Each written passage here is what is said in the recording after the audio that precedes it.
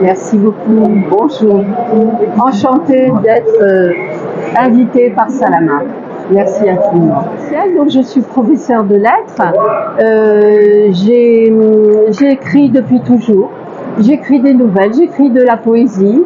J'ai écrit un récit qui m'a fait connaître en Algérie qui s'appelle La Dame du chemin des crêtes, qui a été publié en Larmatan, qui a eu du succès sur l'autre rive.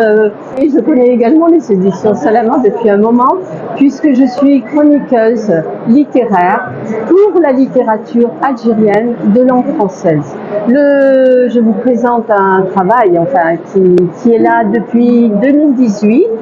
J'ai été invitée par le directeur du journal Le Chélif, qui est aussi le directeur des presses du Chélif, à faire un travail de chronique littéraire, et j'ai choisi de la littérature algérienne de langue française actuelle, contemporaine, avec beaucoup de jeunes auteurs et d'autres auteurs plus anciens, dont les ouvrages sont ici, ceux aujourd'hui aussi là.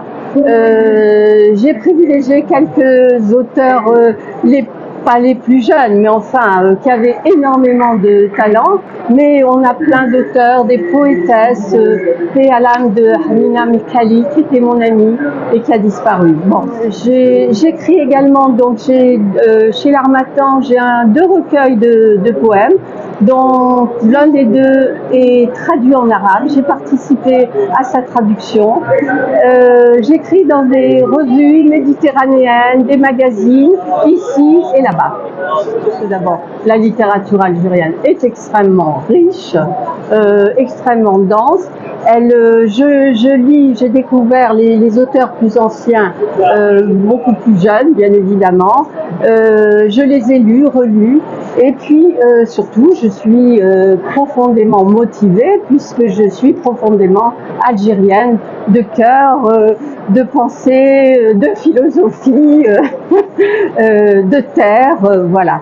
Donc, c'est ma nature essentielle, fondamentale.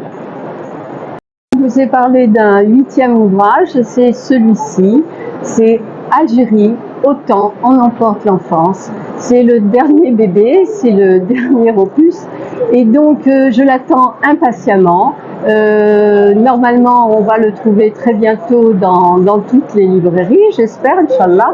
Et donc, c'est l'histoire d'une petite fille. C'est quelque chose, je pense, qui n'a pas été fait à ce niveau-là.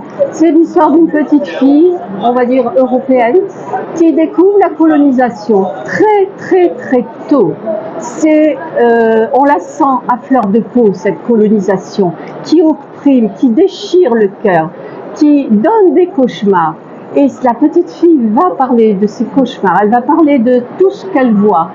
C'est écrit sous forme de fragments. Ce sont des fragments de souvenirs qui sont arrivés jusqu'à aujourd'hui, qui sont indélébiles. J'ai été marquée par la colonisation, la ségrégation, le racisme à l'école, et j'ai voulu m'exprimer là-dessus.